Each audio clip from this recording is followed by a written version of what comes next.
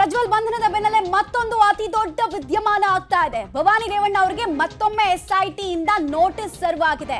ವಿಚಾರಣೆಗೆ ಹಾಜರಾಗಬೇಕು ಅಂತ ಭವಾನಿ ರೇವಣ್ಣ ಅವರಿಗೆ ಎಸ್ಐಟಿ ಇಂದ ನೋಟಿಸ್ ರವಾನೆ ಆಗ್ತಾ ಇದೆ.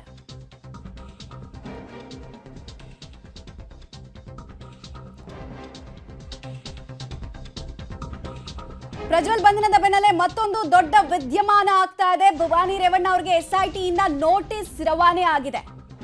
ಈ ನೋಟಿಸ್ ಹೇಳ್ತಾ ಇರೋದು ವಿಚಾರಣೆಗೆ ಹಾಜರಾಗಿ ನೀವು ಅಂತ ಬುಲಾವನ್ನ ಕೊಡಲಾಗಿದೆ. ಸೊ ಏನಾಗುತ್ತೆ ಹಾಗಾದ್ರೆ?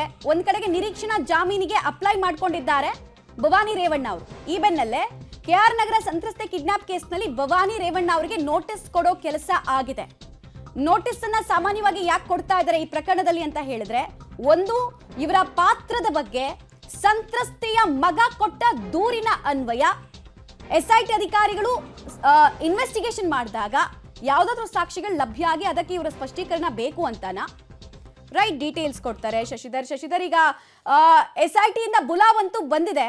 ಸೊ ಈ ಬುಲಾವ್ನ ಪ್ರಕಾರ 48 ಗಂಟೆಗಳ ಅವಕಾಶನ ಅಥವಾ ನಾಳೆ ಇಂಥ ಟೈಮ್ಗೆ ಬರಬೇಕು ಅನ್ನುವಂತಹ ವಿಚಾರವನ್ನ ಸೂಚನೆ ಕೊಡ್ಲಾಗಿದೆಯಾ? ಏನೇನ್ ಮಾಹಿತಿ ಕೊಡ್ತೀರಾ ಎಸ್ಐಟಿ ನೋಟಿಸ್ಗೆ ಸಂಬಂಧಪಟ್ಟಂತೆ?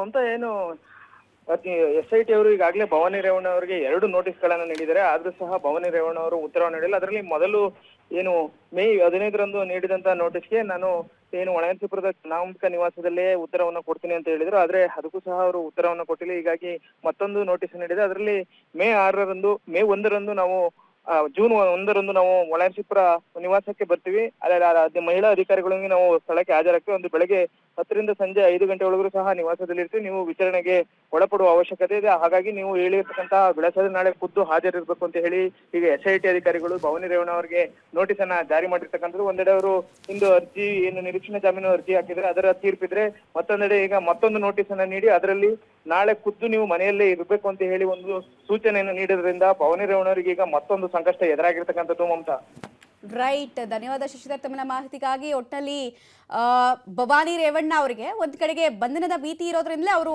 ನಿರೀಕ್ಷಣಾ ಜಾಮೀನನ್ನ ಅಪ್ಲೈ ಮಾಡ್ಕೊಂಡಿರೋ ಬೆನ್ನಲ್ಲೇ ಎಸ್ಐಟಿ ಇಂದ ಮತ್ತೊಂದು ನೋಟಿಸ್ ರವಾನೆ ಆಗಿದೆ.